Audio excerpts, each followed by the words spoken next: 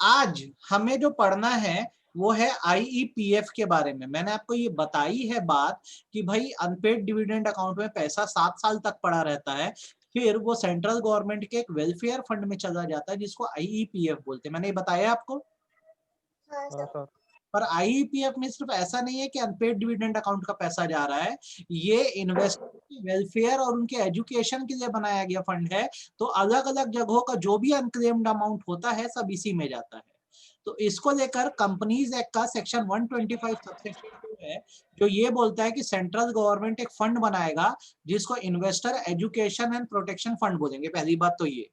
और जब ये फंड बन जाएगा तो इसमें क्या क्या जमा होगा? सबसे पहला, सेंट्रल गवर्नमेंट अगर इसमें कोई अमाउंट जमा करना चाहे investor education and protection fund में, वो भी पार्लियामेंट में डिस्कशन करने के बाद कि हम इन्वेस्टर्स के भले के लिए इतना अमाउंट इसमें जमा करना चाहते हैं तो बिल्कुल कर सकते हैं, फर्स्ट थिंग।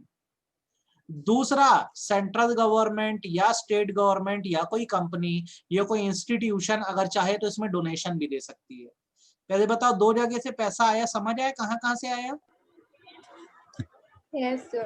पहला तो सेंट्रल गवर्नमेंट अपना पैकेज डाल रही है, इसमें बोलती है पार्लियामेंट में डिस्कस कर दे रहे हैं हम, ठीक है, पार्लियामेंट में डिस्कशन के वोटिंग होगी, जितना अमाउंट बनेगा हम आईईपीएफ में डालने को तैयार है, ताकि अगर कहीं किसी इन्वेस्टर का नुकसान हो रहा हो तो उसकी भरपाई की जा सके। दूसरा, अगर कोई डोनेशन देना चाहे जैसे सेंट्रल गवर्नमेंट, स्टेट गवर्नमेंट या कोई कंपनी या कोई भी इंस्टीट्यूशन इसमें डोनेशन डालना चाहे तो डाल सकता है, ठीक है, उसको इनकम टैक्स में फायदा मिलेगा, ध्यान रखना, ठीक है। हाँ। तीसरी बात, अनपेड डिविडेंड अकाउंट का जो पैसा 7 साल तक पड़ा था वो भी किसमें ट्रांसफर होगा? इसी में होगा। आप बता दो, कोई दिक्कत? No sir. अच्छे से। नेक्स्ट, सेंट्रल गवर्नमेंट के पास कुछ रिजर्व का पैसा पड़ा था, ठीक है, जो अनपेड या अनक्लेम्ड है, मतलब उस पैसे का कोई यूज नहीं है, कोई क्लेम नहीं आया, तो वो पैसा भी कहां गया? आईईपीएफ में गया। मैं फिर कर रहा हूं इस पॉइंट को। सेंट्रल गवर्नमेंट का जनरल रेवेन्यू अकाउंट है, जैसे हमारा जनरल रिजर्व होता है, ठीक उसी तरह का, ठीक है, उसमें जो पैसा है उसका कोई इस्तेमाल नहीं है, वो अनपेड या अनक्लेम्ड है, तो उसको भी आईईपीएफ में डाल दो। बोलो, कोई दिक्कत? No sir. तो नो चार सर। आ गए। पांचवा, कंपनीज एक्ट 1956 जब था तो उसमें भी आईईपीएफ की व्यवस्था थी, तो 2013 का लॉ आने के बाद कुछ नहीं हुआ है, वो अमाउंट जो है ये आईईपीएफ में बना रहेगा। फॉर एग्जांपल मैं बोल रहा हूँ 1956 जो था कंपनीज एक्ट, उसका सेक्शन 205 जो है वो बात करता था आईईपीएफ की, तो उस टाइम भी तो आईईपीएफ बना ही हुआ था, तो ये जो अमाउंट इसमें है वो तो रहेगा ही ना कंपनीज एक्ट 2013 आने के बाद भी, जी ठीक है, सर। जाएगा, रहेगा ही ना, हम्म। है ना, तो वो अमाउंट भी इसी में आ गया। उसके बाद ऊपर के जितने अमाउंट्स आपने अभी पढ़े, अगर आप उसको कहीं इन्वेस्ट कर दे रहे हो और उससे कुछ ब्याज या इंटरेस्ट आ रहा है तो वो पैसा भी कहाँ जाएगा? आईईपीएफ में जाएगा। बोल दो, कोई दिक्कत? No sir. अच्छा, उसके बाद जी पॉइंट नहीं करना है अपने को एच पॉइंट करना है। मान लो शेयर एप्लीकेशन का कंपनी ने पैसा रिसीव किया, अब कंपनी उस पैसे को रिफंड कर रही है क्योंकि शेयर अलॉट नहीं कर पाई, पर रिफंड कोई क्लेम करने नहीं आया, तो अगर कोई रिफंड क्लेम करने नहीं आ रहा है तो वो पैसा भी कहां चला जाएगा? आईईपीएफ में चला जाएगा। आप बता दो, कोई दिक्कत? फिर रिपीट कर दूं क्या? मान लो भुवन ने कंपनी में शेयर्स के लिए अप्लाई किया, उसने 10,000 रुपए शेयर एप्लीकेशन मनी दिया कंपनी को, पर उसको शेयर अलॉट नहीं हो पाए, तो कायदे से 10,000 भुवन को वापस होने चाहिए कि नहीं होने चाहिए? पर जी भुवन सर। करने ही नहीं आया, हम्म। तो जब वो क्लेम करने नहीं आया पैसा तो कहाँ चला जाएगा वो पैसा? आईपीएफ। इतने पॉइंट अच्छे से समझ आए कि सिर के ऊपर से का? ईमानदारी से बोलो। आ गई सर। आ गई सर। आगे सर।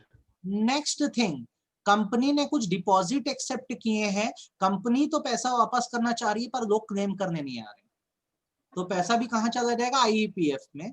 फिर जिसको क्लेम करना है वहां से जाके क्लेम कर सकता है। फॉर एग्जांपल कंपनी ने एक डिपॉजिट स्कीम निकाली थी जिसमें बहुत सारे लोगों ने कंपनी में पैसा डिपॉजिट किया, अब कंपनी तो रीपे करने को तैयार है, मैच्योरिटी पीरियड आ गया है, पर लोग क्लेम नहीं कर रहे, तो पैसा कहां चला जाएगा?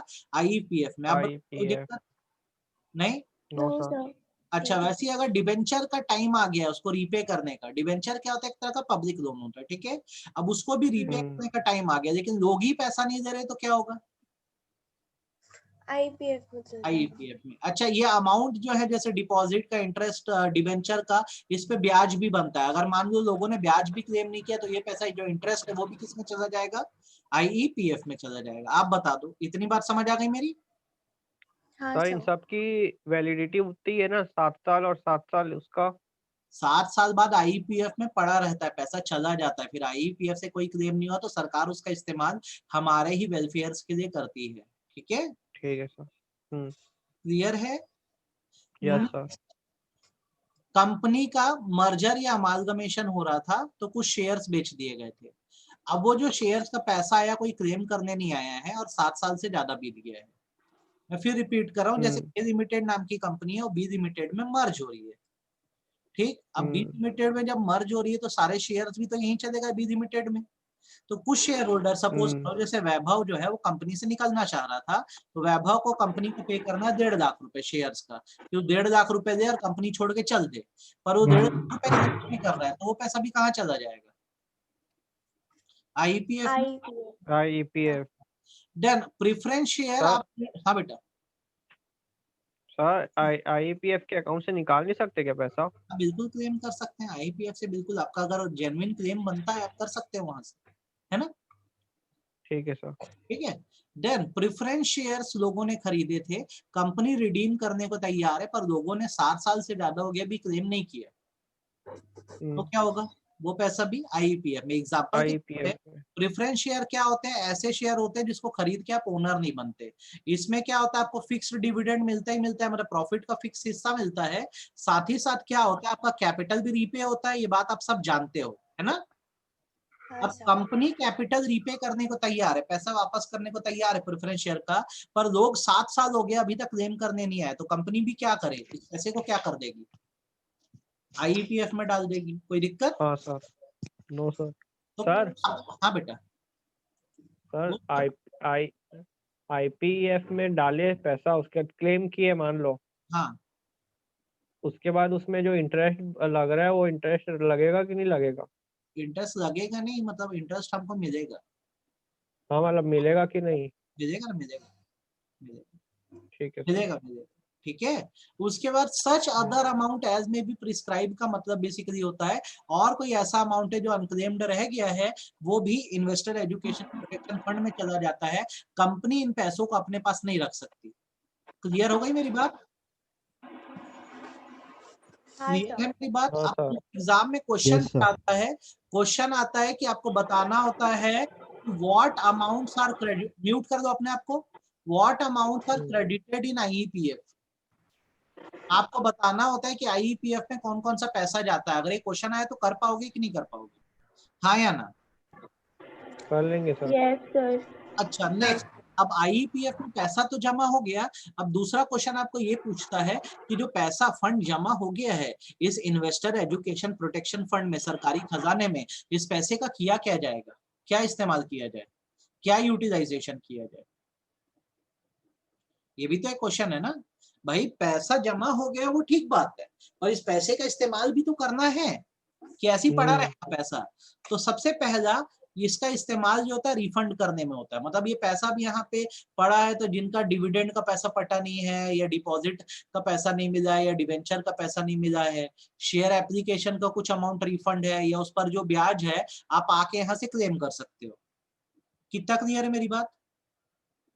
पूरा सर। एग्जाम्पल, रिलायंस नाम की कंपनी है, उसने डिविडेंड डिक्लेयर किया, डिविडेंड मतलब प्रॉफिट का हिस्सा डिक्लेयर किया। मेरे नाम का एक चेक था जो 100 रुपए का था, मैं कंपनी में क्लेम नहीं किया तो अनपेड डिविडेंड अकाउंट में कितने समय तक पड़ा रहा ये चेक? कितने साल तक? 7 साल। 7 साल। उसके बाद ये कहाँ चला गया? आईपीएफ। अब मेरी अचानक से आंख खुली है, मैं बोलता हूँ अरे यार 100 रुपए की मेरे को जरूरत है तो मैं जाके आईईपीएफ से क्लेम कर सकता हूँ। समझ आ गई मेरी बात? ओके। कोई दिक्कत? No sir. No sir. दूसरा, देश भर में ना इन्वेस्टर की एजुकेशन को लेकर, अवेयरनेस को लेकर सेमिनार्स होते हैं, तो सेमिनार में बैठता है खर्चा, तो वो खर्चा भी कहां से निकाला जा सकता है? आईपीएफ। आईपीएफ से। ठीक है। तीसरा, हाँ अगर मान लो घपला हुआ है, डिसगॉर्ज मतलब होता है घोटाला होना, या कोई गड़बड़ हुई है जिसके कारण शेयर होल्डर या डिवेंचर होल्डर का पैसा डूब गया है, ठीक है, तो बेसिकली ये माना जाता है कि आईईपीएफ से निकाल के इन लोगों को कंपनसेट किया जा सकता है। कितना समझ आया? सर, ये कंपनी निकाल के देगी, यूज करेगी इसको? कंपनी का तो कोई हाथ ही नहीं रह गया ना, अब तो आईईपीएफ तो सरकारी खजाना है। कंपनी को आदेश दिया जाएगा कि तुम पहले पे करो, कंपनी नहीं कर पाई और बहुत लोगों को नुकसान अगर दिख रहा है तो फिर जो गवर्नमेंट आईईपीएफ से निकाल के पैसा देगी। अच्छा, कितना समझ आया? पूरा सर। हो गया पूरा। नेक्स्ट, अगर कंपनी के ऊपर कोई केस वेस करना है तो लीगल एक्सपेंस आएंगे, खर्चे आएंगे, तो सरकार आपकी मदद करेगी, आईईपीएफ से फंड निकाल के आपके लीगल एक्सपेंसेस को रिइंबर्स करेगी। आप मतलब खर्चा कर दो, आपको रिफंड हो जाएगा। कितना क्लियर है? मतलब जैसे तुम अपनी कंपनी के ऊपर, तुम और तुम्हारे जैसे बहुत सारे जो शेयर होल्डर है केस करना चाहते हो, अब कंपनी हाई हाँ। प्रोफाइल है तो तुम वकील रखोगे तो खर्चा आएगा कि नहीं आएगा? अच्छा, हाँ सर। तो अगर केस जेन्युइन है तो तुम खर्चा करो, बाद में तुम्हारा आईईपीएफ से पैसा रिफंड हो जाएगा, रिइंबर्स हो जाएगा पैसा। ठीक बताओ है, कितना क्लियर है? आ गया सर समझ। बहुत टफ तो नहीं लग रहा है चैप्टर? No sir. अब डेली सर, और अगर सब के सब क्लेम कर लेंगे तो फिर कहाँ से पैसा देगा गवर्नमेंट? ऐसा कभी नहीं होता कि एक साथ सारे लोग क्लेम करने आए, वरना तो बैंक डूब जाएंगे ना इंडिया के, अगर ऐसा बोलोगे तो। कभी भी ऐसा होता है कि कोई एक साथ क्लेम करने आता है कहीं? No sir. ये लोग पैसा बस यूटिलाइज करते जाते हैं, है ना? या फिर एनी सर अदर। सब हाँ बेटा बोल। सबको नहीं देती होगी ना गवर्नमेंट पैसा। नहीं, जिनका जेन्युइन है, जो बराबर फॉर्म भरेंगे, डिटेल बताएंगे कब का पैसा क्लेम बचा है, किस कारण से नहीं कर पाए थे रिक्लेम, हम ये सारे कारण वारण बताओगे तो पैसा मिलेगा, प्रोसीजर इसका अपना, है ना? ठीक है सर। या फिर इसके अलावा कोई इंसिडेंटल पर्पस, अगर सरकार को लगता है कि कहीं पैसा यूटिलाइज करना है तो पैसा सरकार यूटिलाइज करती है। देखो एकदम आसान है, आईपीएफ के पैसे का इस्तेमाल कहाँ हो रहा है? अनक्लेम डिविडेंड या फिर जो भी अनक्लेम पैसा उसको रिफंड करने में, इन्वेस्टर्स के एजुकेशन को, अवेयरनेस को प्रमोट करने में, घोटाला वोटाला हुआ है तो उसके पैसे को पे करने में, लीगल एक्सपेंस को रिम्बर्स करने में, अगर किसी कंपनी पे केस वेस करना है तो। कितना क्लियर है ये आपको? पूरा सर। समझ आ गया आईपीएफ? कोई समस्या तो नहीं है? नो अब सर। एकदम अनोखा वाला एक प्रोविजन आपको बता रहा हूं मैं, अबेयंस का प्रोविजन। कौन सा प्रोविजन? खत्म हो गया मेन चैप्टर आपका, जो डिविडेंड जो है खत्म हो गया, ठीक है। ये ना अबेयंस एक इंपॉर्टेंट कंसेप्ट है, इसको आप थोड़ा सा सब लोग अच्छे से सुनना और समझना, ठीक है। एक एग्जांपल आपको दे रहा हूं मैं। सपोज करो सिचुएशन ये है कि कंपनी में, एक कंपनी है जिसमें वैभव जो है वो शेयर होल्डर है। तो अब एक बात बताओ कि जो प्रॉफिट का हिस्सा है या डिविडेंड है वो किसको मिलना चाहिए? सर मेरे को। ठीक है, सब इस बात से अग्री करते हो कि नहीं, पहले तो ये बता दो मेरे को। अगर वैभव हाँ किसी सर। कंपनी का शेयर होल्डर है तो डिविडेंड किसको मिलेगा? बाकी लोग बोलो किसको उसी मिलेगा? को मिलेगा, वैभव को मिलेगा। वैभव को। अब सिचुएशन बता रहा हूं हाँ। आपको समझना। वैभव के पास कंपनी के थे 5,000 शेयर, ठीक है। इसने क्या किया, ये शेयर ट्रांसफर कर दिया किसको? भुवन को, ठीक। इनके बीच बराबर ट्रांसफर का फॉर्म भरा गया। फॉर्म का क्या नाम होता है बोलो? SH01। SHG। है SH4 हाँ। ट्रांसफर डीड, ठीक है। ट्रांसफर फॉर्म इनके बीच भर गया है। भुवन ने क्या है, 5,000 शेयर के हिसाब से पैसे या कंसिडरेशन दे दिया है। पहले बताओ इतनी कहानी समझ आई कि नहीं? हाँ सर। आ गई?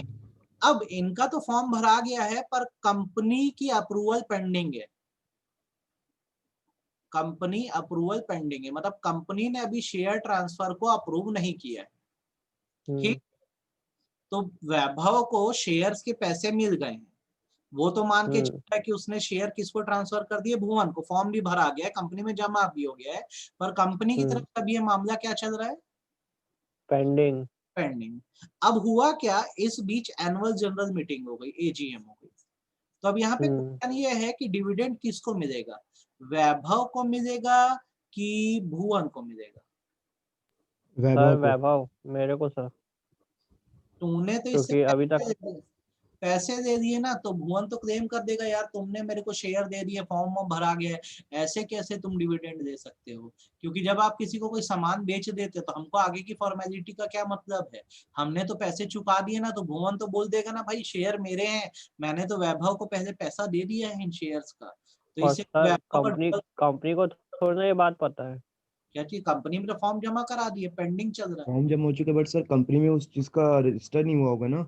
हाँ, तो हाँ अगर रजिस्टर नहीं हुआ है बोल रहे हो, तो इससे ये है कि भुवन तुमसे, इसने वैभव ने पैसा भी दे दिया है, ठीक है, और डिविडेंड भी इस बार इसी को मिल जाएगा, तो ये तो डबल फायदे में आ गया ना, तो तुम्हारा तो नुकसान हो रहा है ना। अब क्या करें? तो सर ऐसा है कि जिस दिन आप फॉर्म सबमिट करोगे उस दिन से आपका जो नाम है ट्रांसफर हो जाएगा भुवन के नाम। नहीं, वो जब तक कंपनी में अप्रूव नहीं होगा शेयर ट्रांसफर, तब तक तो भुवन के नाम शेयर जाएंगे नहीं, रजिस्टर में नाम आएगा नहीं। क्या करें, किसको दे डिविडेंड? श्रुति किसको दे सर डिविडेंड? वैभव। लाची किसको दे डिविडेंड बेटा? सर वैभव, फिर वो भुवन को ट्रांसफर कर देगा फिर भी। घर परिवार थोड़ी ना चल रहा है कि ऐसा वैभव को दे फिर भुवन को दे देना। तन्ना के बीच में डील हुई है ना, मतलब अभी एग्रीमेंट क्या होगा, अगर कभी ऐसी सिचुएशन हो जाए कि शेयर ट्रांसफर पेंडिंग है और एनुअल जनरल मीटिंग आ जाए बीच में, तो इसमें ना इस सिचुएशन को अबेयंस की सिचुएशन बोलते हैं। क्या बोलते हैं? अबेयंस होता है फंस जाना। क्या होना? फंस जाना।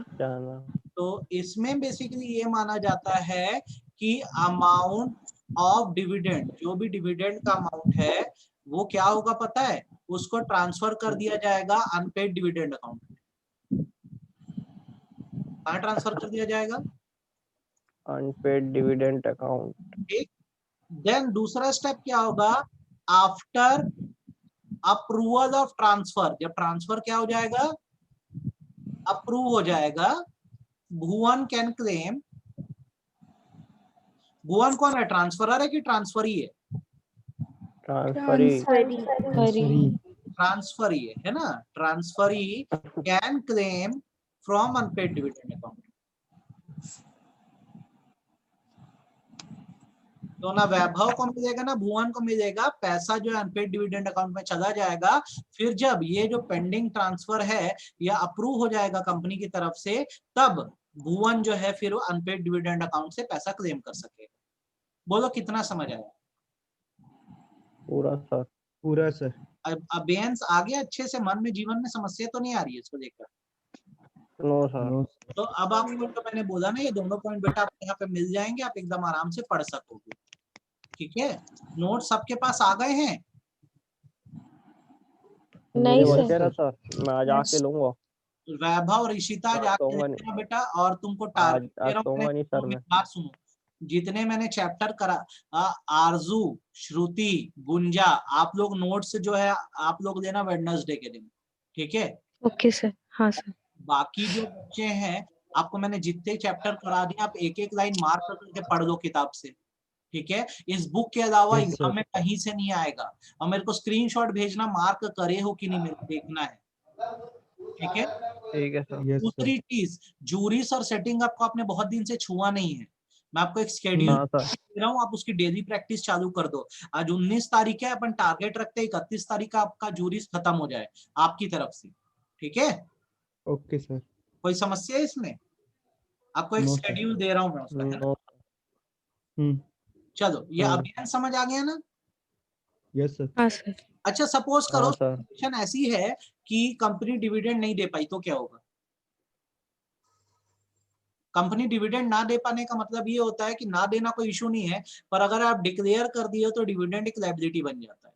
सही बात है? हाँ सर, Yes, उसके sir. 5 दिन बाद देना पड़ता है ना सर? वो अकाउंट में जमा करना पड़ता है 5 दिन में, है ना? हाँ। तो अगर मान लो नहीं करे जमा या डिविडेंड नहीं दे पाए, तो क्या होगा?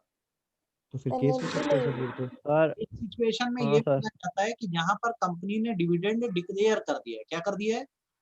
डिक्लेयर कर दिया। डिक्लेयर। डिक्लेयर करने के बाद ही लायबिलिटी बनती है, उससे पहले नहीं बनती, याद रखना, ठीक है। हम्म, और लोगों के घरों में चेक वेक जो है 30 दिन में नहीं भेजे गए हैं मान लो, तो जो भी इसमें डिफॉल्ट में पार्टी है उसको सजा हो सकती है 2 साल तक की। कितनी? 2 साल। सजा किसको होगी? डायरेक्टर्स को होगी कंपनी के, ठीक है। और साथ ही साथ एंड फाइन लग सकता है 1000 रुपए पर डे तक का। जब तक चेक नहीं भिजवाओगे 1000 रुपए पर डे तक का फाइन लग सकता है। डायरेक्टरों की सजा समझ आ गई कि नहीं आ गई ये बताओ? Yes sir. ठीक, 1000 रुपए प्रतिदिन है जब तक डिफॉल्ट कंटिन्यू हुए। प्लस कंपनी के ऊपर जो है लायबिलिटी लगेगी कि जितना भी अमाउंट आप डिविडेंड डिक्लेयर करे थे अब आपको उसको 18% इंटरेस्ट के साथ पे करना होगा। ओ भाई। ठीक है, तो यहाँ पे क्या पेनल्टी लग रही है समझ आ रहा है? डायरेक्टरों को Yes, सजा दी sir. जाती है कितनी? मे एक्सटेंडेड टू 2 ईयर का मतलब 2 साल तक की। तो तक की का मतलब ये होता है कि 1 दिन की भी हो सकती है ना। एंड फाइन कितना बोल रहा है? 1000 rupees per day. Per day. और कंपनी के लिए क्या है इस पे? 18% 18% प्लस डिविडेंड। इंटरेस्ट के हिसाब से देना पड़ेगा। क्लियर हो गया? Yes sir. हाँ सर। हाउएवर हर लॉ के कुछ एक्सेप्शन है, आप ये बात जानते हो। तो कुछ सिचुएशन सर। ऐसी होती है जहां पर कंपनियों के ऊपर पेनल्टी नहीं लगती, इन्हें एक्सेप्शनल सिचुएशंस बोलते हैं। क्या बोलते हैं? एक्सेप्शनल सिचुएशन है जहां पे डिक्लेयर करने के बाद भी अगर आप डिविडेंड ना पे कर पाओ तो आपके ऊपर पेनल्टी नहीं लगेगी। तो ये वाला जो हिस्सा है बहुत ही ज्यादा इंपॉर्टेंट है। आपके पास फिजिकल नोट्स है तो एक एक लाइन मार्क कर देना बेटा इसकी, समझ लो मेरी बात को, और ये मेरे को पूरा पढ़ के देना। साक्षी समझ आ रही है बात? Yes sir. गुड। अब सुनो, कब कब जो है आपके ऊपर पेनल्टी नहीं लगेगी। पहला, जब आप ये प्रूव कर दो कि हम डिविडेंड इसलिए नहीं पे कर पाए क्योंकि कोई लीगल रीजन था। जैसे एग्जाम्पल के तौर पे मैं बोलूं, आप क्या इनकम टैक्स की रेड लग गई थी तो आपके ऑफिस को सील कर दिए, तो आपकी कोई गलती है क्या इसमें? No sir. ठीक, समझ आई मेरी बात? हाँ। दूसरी बात, शेयर होल्डर्स ने खुद डायरेक्शन दिया है कि हमको अभी डिविडेंड नहीं चाहिए, ठीक, हमें डिविडेंड आप बाद में देना। बोलो कोई दिक्कत? No sir. तीसरा, डिविडेंड की पेमेंट को लेकर झगड़ा हो जाए, जैसे वैभव और भुवन वाला केस था, किसको मिलेगा, ऐसा कोई डिस्प्यूट अराइज हो जाए तो कुछ समय तक डिविडेंड नहीं दिया जाता। बताओ कोई दिक्कत? No sir. No sir. Next, जहां पर डिविडेंड को लॉफुली एडजस्ट कर दिया गया है, शेयर होल्डर का कुछ पैसा बकाया था तो शेयर होल्डर से पूछा गया क्या हम आपके डिविडेंड को एडजस्ट कर दें, शेयर होल्डर बोलता है हाँ एडजस्ट कर दो, तो फिर उसको पे एडजस्ट मतलब कहाँ पे? एडजस्ट कहाँ एडजस्ट करेंगे सर? मतलब आप ये बोल, एडजस्ट का मतलब बेसिकली ये होता है कि जैसे आपको 5000 रुपए शेयर होल्डर से लेना था, ठीक, उसका डिविडेंड बन ही रहा है 5000 का, तो हम उसको बोल सकते हैं ना सर इंस्टेड आप हमें पैसा दो, हम आपका 5000 रुपए एडजस्ट कर देते, आप फिर कुछ मत देना हमको। समझ आया नहीं आया? यस सर, आगे सर आगे। कोई सर दिक्कत? तो बाद में तो 5000 देना ही पड़ेगा ना नेक्स्ट ईयर। हाँ वो तो हर साल डिविडेंड देना है, मैं 1 साल की अभी की बात बता रहा हूँ, इस कारण नहीं दिए क्योंकि हमने उसके पैसे को एडजस्ट कर दिया। बोल कोई दिक्कत? No sir. ठीक है। डाउट है क्या अभी भी? नहीं sir. No no sir. Sir.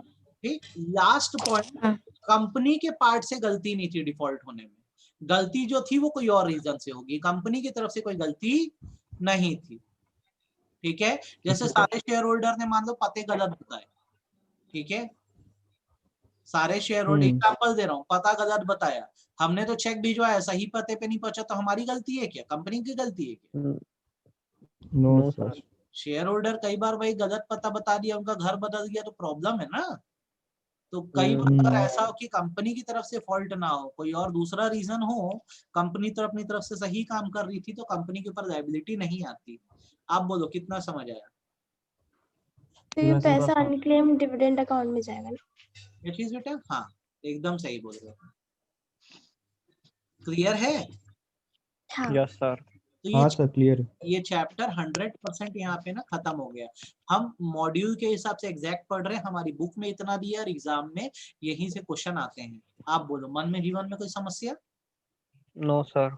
ये जो इसमें ना हमें कुछ ड्राफ्टिंग्स करनी है।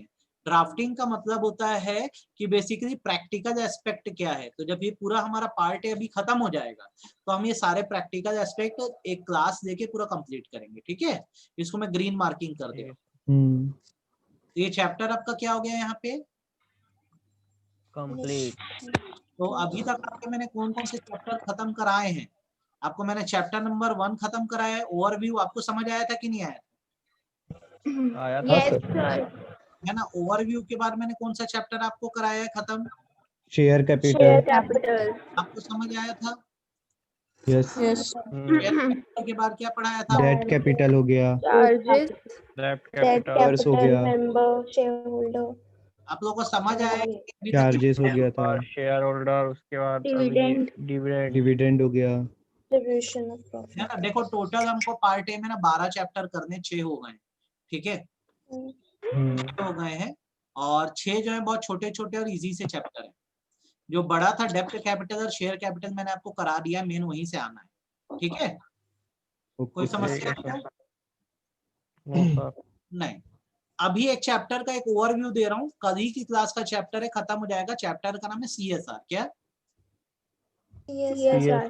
Corporate social responsibility. बचपन से अपन बिजनेस स्टडीज में ये बात पढ़ते हैं ना कि बिजनेसेस को सोशली रिस्पॉन्सिबल होना चाहिए। What are the objective of business? पढ़ते हैं कि नहीं पढ़ते? 3 ऑब्जेक्टिव होते हैं। कौन कौन? इकोनॉमिक, और कौन सा होता है? सोशल, सोशल और ये ह्यूमन। अब सच ये था कि ये जो चीज थी ना केवल एक एडवाइजरी की तरह थी। तो बिजनेसमैन होते बहुत क्रूएल। वो क्या होते हैं बेसिकली सिर्फ मकसद रखते हैं किससे? इकोनॉमिक ऑब्जेक्टिव से। उनको चाहिए पैसा पैसा पैसा, ताकि लोग मर भी जाएं तो कोई दिक्कत नहीं है। समझ रहे हो मेरी बात को? ये यस सच सर। है।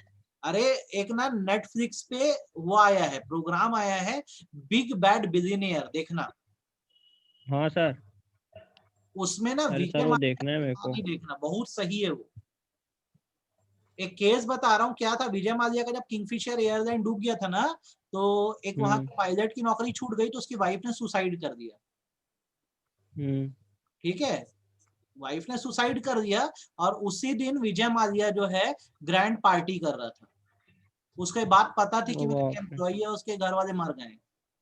यहीं से उसका फिर जो है ना डाउनफॉल चालू हुआ। उसके बेटे ने बोला है इसमें डॉक्यूमेंट्री में, उस दिन हमें पार्टी नहीं करनी चाहिए थी। तो बिजनेसमैन कहीं ना कहीं बहुत क्रूएल होते हैं। तो सरकार बोलती है तुम क्रूएल हो तो क्या हुआ, हम भी तुम्हारा पीछा नहीं छोड़ेंगे। तुम अगर अच्छा खासा कमा रहे हो तो हम तुमको बोल रहे हैं कि तुम CSR जरूर करो। CSR का मतलब होता है कॉर्पोरेट। कॉर्पोरेट मतलब कंपनी समाज सेवा का काम करेगी, मतलब सोशल रिस्पॉन्सिबिलिटी करेगी। क्या करेगी? समाज सेवा। सोशल रिस्पॉन्सिबिलिटी करें। है। अब कितना पैसा इस पर खर्चा किया जाए ये भी एक सवाल है ना, और कौन करे ये भी एक सवाल है। 2 बातें हैं। तो इसके लिए क्या है, ससम्मान ना क्राइटेरिया बना दिया गया है कि आपकी अगर कंपनी इन तीनों में से किसी एक स्लैब में पड़ रही है, या तो आपकी कंपनी की जो नेटवर्थ है, मतलब जो टोटल वैल्यू है, वो 500 करोड़ के ऊपर है। कितने के ऊपर है? 500 करोड़। या फिर और बोल रहा हूं ना मैं, सब में और है, या तो आपका जो एनुअल टर्नओवर या सालाना टर्नओवर है वो 1000 करोड़ के ऊपर है। कोई दिक्कत? सर ऊपर क्या बताए थे? पहला आपकी जो नेटवर्क। नेट वैल्यू जो है आपकी वो 500 करोड़ के ऊपर होनी चाहिए, या फिर अगर आपका टर्नओवर 1000 करोड़ के ऊपर है, या फिर आपका जो प्रॉफिट है या मुनाफा है वो 5 करोड़ के ऊपर है। 3 में से एक क्राइटेरिया में अगर आपकी कंपनी फिट बैठती है तो आपको क्या करना होगा, अपने प्रॉफिट का, अपने, यहाँ पे मैं लिख रहा हूँ ध्यान से देखो, अपने प्रॉफिट का मिनिमम 2%, कितना? 2%। जो है वो सोशल एक्टिविटी या समाज सेवा में लगाना होगा। ठीक है सर। पहले बोलो ये बात समझ आएगी नहीं? आ गई सर। तो ये जो प्रोविजन है किन कंपनियों पर लग रहा है? हर कंपनी पर लग रहा है। उनमें उनकी जो सब्सिडरी कंपनीज भी आ जाती हैं, कोई फॉरेन कंपनी है वो भी आ जाती है, कहीं जिसका इंडिया में प्रोजेक्ट चल रहा है, कोई भी कंपनी है जो इंडिया से जुड़ी है, सब कुछ सब आ जाती है, अगर आप इनमें से कोई क्राइटेरिया में आ रहे हो तो। पहले बताओ इतनी कहानी समझ आई कि नहीं आई? आ गई सर। अब सवाल ये है कि आप खर्चा कहाँ करोगे? कहाँ खर्चा करोगे? बोलो ना। Sir PM fund, CM fund. और अच्छा एक बात बता, कंपनी का नाम है वैभव, ठीक है, वैभव लिमिटेड। इसने बोला कि इस साल भाई मैं CSR में कंट्रीब्यूट करूंगा 1 करोड़ रुपए। ये कंपनी सिचुएटेड है दुर्ग में। कहाँ? दुर्ग में। अब ये जो 1 करोड़ रुपए कहाँ खर्चा कर रहा है? US में खर्चा कर रहा है, वहां के अनाथ बच्चों के लिए। नहीं चलेगा सर। क्यों? सर कंपनी तो दूर की है। हाँ, कंपनी तो इंडिया है, तो रिसोर्सेस आप यहाँ इंडिया से में ले रहा और खर्च दे करोगे ना। बाहर रहे तो क्या मतलब होगा फिर? तो इससे एक बात समझ लेना, local area shall be preferred. अच्छा, किसको प्रीफर करना है? Local area. चलो एक और क्वेश्चन का आंसर दो। वैभव लिमिटेड कंपनी है, ठीक है, ध्यान से सुनना। 1 करोड़ रुपए निकाली CSR करूंगी, और इससे क्या किया, जितने एम्प्लॉइज थे ना उनके बच्चों की स्कूल फीस पे कर दी। आएगा क्या? आएगा ना सर। हाँ सर। नहीं आएगा। ये नहीं आएगा सर। रिस्पॉन्सिबिलिटी थोड़ी है क्वेश्चन थोड़ी ना हुआ सर, ये तो अपने एम्प्लॉयज के लिए किया ना इसने, तो एम्प्लॉयज बेनिफिट हो गया तो। हाँ। हाँ ये तो उनका फायदा है ना, बाहर लोग का थोड़ी है। समझ आ रही है बात? हाँ यस सर। सर। कोई दिक्कत? No sir. नहीं। अच्छा, कंपनी ने दुर्ग के पास धमदा गांव है, वहां पर वाटर हार्वेस्टिंग सिस्टम लगा दिया गांव वालों के लिए। हाँ ये सर है ना सर, हाँ तो हो चलेगा। Social work. हाँ सर ये होगा। रहेगा CSR। रेलवे स्टेशन में फिल्टर लगा दिया, ये वाटर भी आ जाएगा। हाँ ये भी ये आएगा। होगा सर। समझ आ गए अच्छे से? हाँ सर। हाँ हाँ सर। को लेकर कंपनीज एक्ट में शेड्यूल 7 बनाया गया है। क्या बनाया गया है? शेड्यूल 7। इसमें बोला गया लिस्ट ऑफ CSR एक्टिविटीज, कौन कौन सी ऐसी एक्टिविटीज हैं जो CSR में आती हैं। तो कल हम लोग ये चैप्टर शुरू करके खत्म करेंगे। क्या करेंगे? शुरू करके खत्म। कल ही का चैप्टर 1 कल खत्म हो जाएगा, ठीक है बेटा? हाँ सर। कोई ठीक है दिक्कत? सर। दिवाली में छुट्टी उट्टी तो नहीं चाहिए अपने को? दिवाली नहीं सर। अपन तो ऑनलाइन ही पढ़ रहे हैं, तो कोई ऐसा वो नहीं आना इस चाहिए, साल क्या है ना? दिवाली है सर। मनाएंगे यार, ऐसा नहीं है ना? मनाएंगे तो दिवाली। पटाखे फोड़ना है अपने को। बहुत सर, पटाखे फोड़ना नहीं। बहुत फोड़ना है ना बहुत। सर। चलो सब ठीक तो है। कोरोना तो दुर्ग में है ही नहीं, ऐसा लगता है। अरे टेस्ट करना बंद कर दिया यार, कोरोना बहुत खतरनाक है, बहुत ज्यादा घातक है। टेस्ट करना बंद कर दिया। टेस्ट करना बंद कर दिया मतलब गवर्नमेंट अब सही आंकड़े नहीं बता रही है, अब उतनी एक्टिव नहीं है टेस्ट करने में। तभी तो देख अब धीरे धीरे यहाँ डाउनफॉल दिख रहा है कि कोरोना नहीं हो रहा है। कोरोना उतना ही है, चेक ज्यादा होता था तो रिजल्ट ज्यादा मिलता था। हाँ अभी बच्चा चेक नहीं हो एग्जाम रहा होगा। बैठेगा ही नहीं तो फेल कहाँ होगा? अरे ऐसा बस क्यों कर रही है सर?